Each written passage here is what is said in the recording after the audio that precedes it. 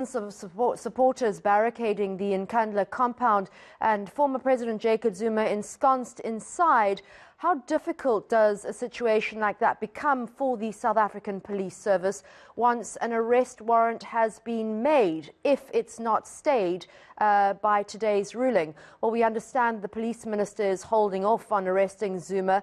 They don't want to be held in contempt and they want advice from the Constitutional Court.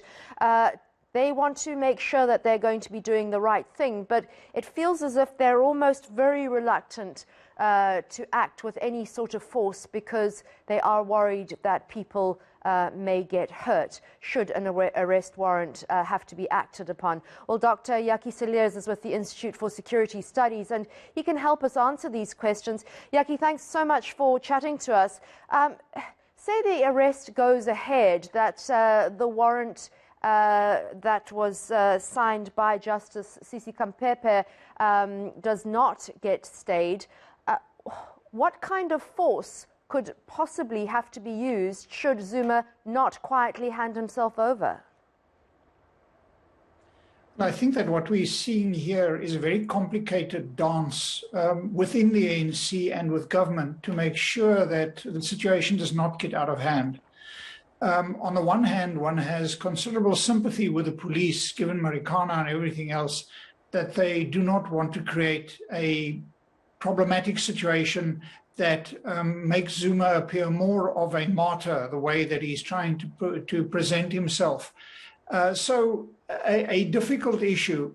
The police, of course, have had numerous failures in this process by not stopping what has developed in Nkanda.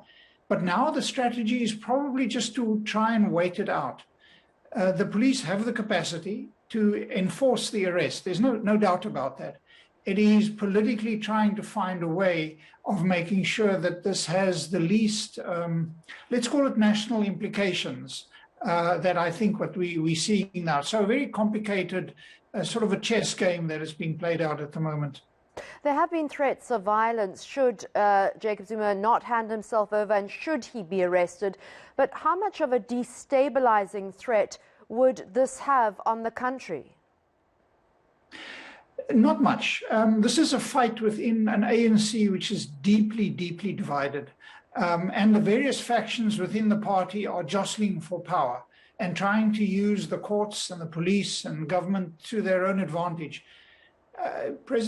Former President Jacob Zuma is important, but he is no longer part of the politics, and the groupings that have been assembled by MK veterans and KwaZulu-Natal MPs and stuff, they are not nationally significant. But this does create a spectacle, and it accentuates the challenge within the ANC. And this is really what this is all about. And this is the struggle for dominance within the party between a former president, a criminal, and a president who is trying to reestablish a degree of rule of law. But both are instrumentalizing the police and the judiciary in the process. And Jacob Zuma is a past master at this. So we're just seeing more of the Stalingrad tactic that we've seen so often before, where he says he wants his day in court, but does everything, lie, steal, cheat, to stay out of it.